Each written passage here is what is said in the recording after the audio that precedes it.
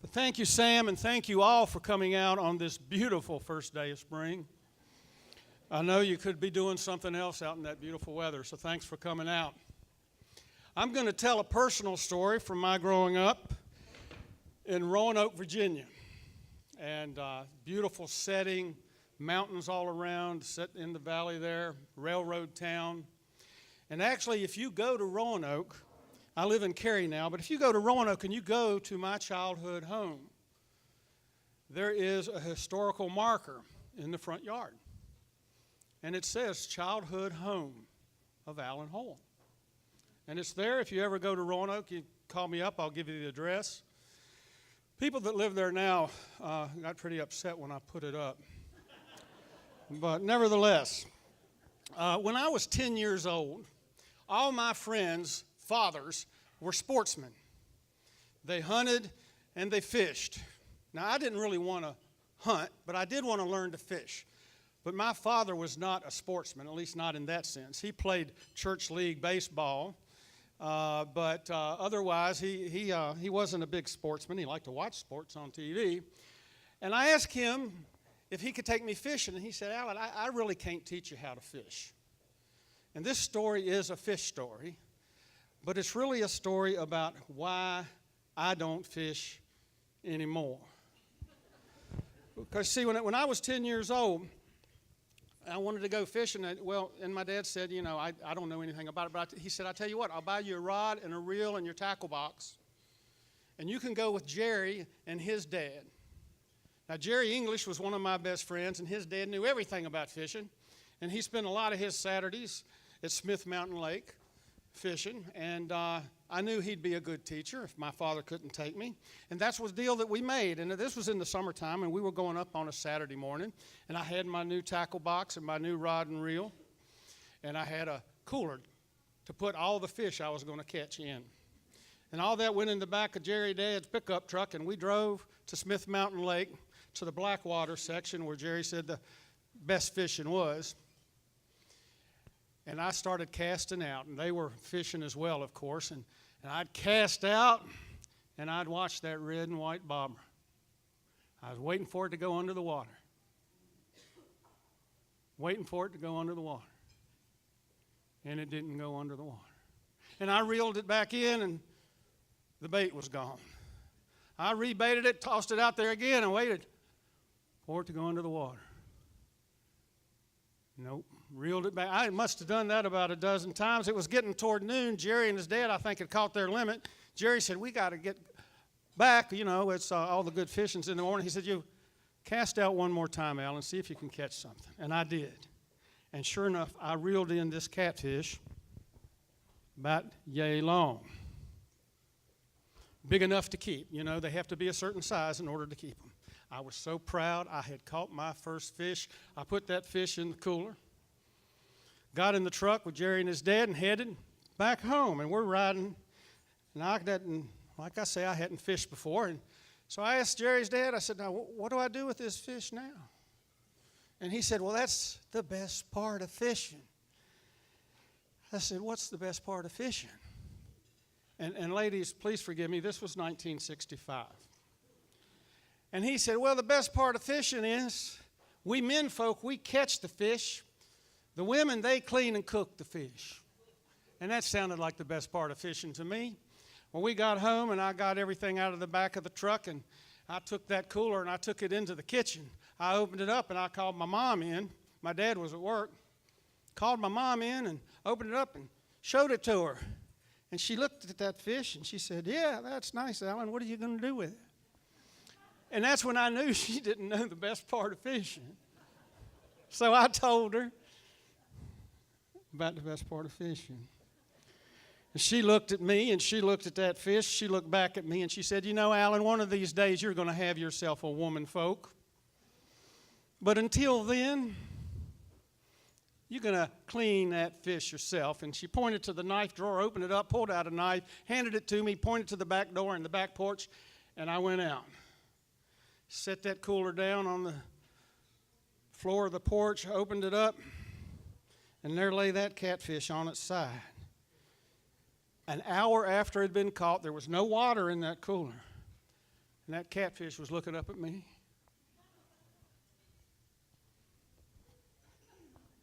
And I looked at that fish, and I looked at that knife in my hand, and I couldn't no more kill that fish than, well, I just couldn't do it. So I decided I was going to, Sunday after church, that I was going to set that fish free. We had a big, bold creek not far from the house that me and my friends used to creek stomp in, and we'd seen fish in it, and I figured it was a big enough creek to let this fish go in. So I filled that cooler up with water, and I went in the house, watched TV, and finally went to bed. Now, I slept in the same bedroom with my big brother, Mike. He was 4 years older than me. I slept on the top bunk. He slept on the bottom bunk.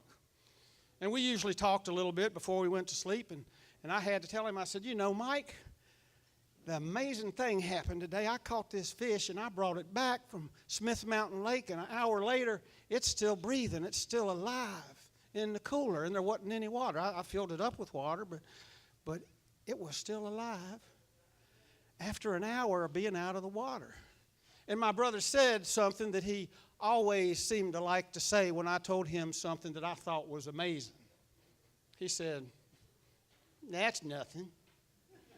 That's nothing. There's catfish down in the Amazon. Catfish down in the Amazon that come up on the bank and walk around. I didn't believe him. I didn't believe much of what my brother told me. And I said, they do not. And he said, they do too. I said, they do not. He said, they do too. I said, they do not. And he said, I'm going to show you. And he got a World Book Encyclopedia out, brought it back into the room and showed me. And there are, you can Google this. There are fish in the Amazon River that have these long fins. And they can come up on the back, these catfish, and push themselves along. And they'll go around the bank. They go maybe 100 feet out of the river, and they'll find their way back. Walking catfish. Gave me an idea. So I decided the next day after church, after Sunday after church, I went back on the back porch, and I opened that cooler up, and that catfish was still in there. And got the little spine sticking out the side and the whiskers and kind of a rigid tail, you know. And I decided I was going to teach this fish to breathe out of the water. So I picked that fish up and I put it on the porch floor and I waited for about 30 minutes. After about 30 minutes, he started doing this. I put him back in. Left him in there for a while, took him back out, put him back down. 30 minutes, he's fine. About 45 minutes, and put him back in. I kept doing it. By the end of the day, I had that fish breathing full time out of the water. Didn't have to be in the water at all. I decided I was going to keep that fish. I wasn't going to let it go. I was going to name it Whiskers because it was a catfish, and I was going to keep it. And then I had another idea. I figured if I could teach that fish to breathe outside the water, I could teach that fish to walk. So that's what I started doing the next morning, Monday morning. Like I say, this was summertime. I didn't have to go to school. And I'm going to teach that fish to walk. Now, Whiskers wasn't like those. Did I tell you I named him Whiskers? Yeah, I named him Whiskers. Whiskers was not like those Amazon catfish with the long fins that could push themselves along. He had these little short fins out to the side, and he was kind of fat, and he couldn't reach down. I knew if I was going to teach Whiskers to walk, I was going to have to teach him to walk upright. So what I did is I got a couple of sticks about that long, and I notched them. And I got Whiskers, and I stood him up on his tail, and I put one of those sticks under each of his spines on each side and had him balancing there like a tripod. And he kind of swayed back and forth a little bit. Finally, he got steady, and he wasn't moving. And he was like for about 10 or 15 minutes, he wasn't moving at all. He'd look around a little bit, but he didn't move. So I pulled out one of those sticks. I pulled out that other stick, and there he was balancing on the end of his tail, just as pretty as you please. So I got a worm and from my bait that was left over from fishing, and I held it out in front of Whiskers. Now, Whiskers, you know, fish are meant to be horizontal. When you make a fish vertical, he's just looking straight up. But evidently, old Whiskers, he could smell. And he smelled that worm, and he started coming toward it by twisting his tail. And every once in a while, he'd look down like that, and he'd come and get that worm. I'd do it again, and by the end of the day, I had Whiskers walking all around that porch on his tail. After a while, I didn't even have to use by the end of the week, we were walking all around the yard. We started walking around the neighborhood. I had a piece of string I had to put around him. He'd follow around behind me because Roanoke had a leash law. And if you were walking your fish and didn't have it on a leash and it bit somebody, you'd be in big trouble. So he's walking it. Now, sometimes there were several cats following us, and, Whiskers would speed up when he saw that. But we'd walk all around the neighborhood. The neighbors all knew me, and they got to know Whiskers. And we'd walk, and I'd wave at the neighbors. They'd say, "Hey, Alan," and I'd say, "Hey, Mr. Jones," or Mr. Smith, or whoever it was. And I taught Whiskers to wave. He'd wave with his little fin. We walked around. I walked with my friends, and they'd walk their dogs, and I'd walk Whiskers. We got to be the best of friends. Got to be the best of friends. He slept at the foot of my bed. I'd pat his little head every night. Sometimes I'd read him stories, and he'd sleep there. And we were just the best of friends. We used to watch TV together. We'd sit down on the couch, and we'd watch. My favorite show, and Whiskers too, was Lassie. Now, some of you will remember Lassie, and if you don't, Lassie was a dog that belonged to a little boy named Timmy, and Timmy's parents, and they all lived on a farm. And there's a 30-minute show. In the last 5 minutes of the show, Lassie always saved the day. So, it might be that the barn was on fire or something, and Lassie would run up to the farmhouse and bark, "Roof, roof, roof." And then Lassie, she would do this, "Roof, roof." And you know what that meant, right? Follow me. They'd follow Lassie to the barn be on fire. They'd get the horses out, they'd put out the fire. Or they'd follow Lassie to the well, and there's Timmy down at the bottom of the well. They'd get Timmy out, they'd take him home, dry him off, put him in front of the fire, give him a bowl of Campbell's soup. Lassie always saved the day. And when Lassie was saving the day, and I always got excited when Lassie saved the day, but Whiskers, boy, he really got excited. He'd be bouncing up and down on the couch, doing this, trying his best to bark. And I could stand up here and tell you that I taught a fish to bark, but that'd be a lie. And you wouldn't believe me anyway. And so we were just the best of friends. And we just continued that way, playing and watching TV and doing things together. And then one night, it must have been about 2 in the morning, in my bedroom, like I say, I slept on the top bunk. We had a street light at the corner. Our house was on the corner, and we had a street light there, and a little bit of the light would come in. So once my eyes adjusted to the dark, I could still see around a little bit. I could see Whiskers down at the foot of the bed. But I was sound asleep one night, maybe 2 a.m., and I feel this thumping on my chest.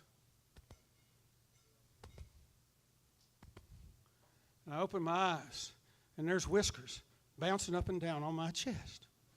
And my eyes sort of adjust, and then Whiskers is doing this. And I knew something was wrong. And I sat up, I grabbed Whiskers, and smoke. The house was on fire. I jumped off the top bunk. I woke up my brother. We went down the hall, woke up my sister, woke up my parents, went out, ran out of the house. My dad had to call the fire department, and this was 1965, so he was calling the fire department.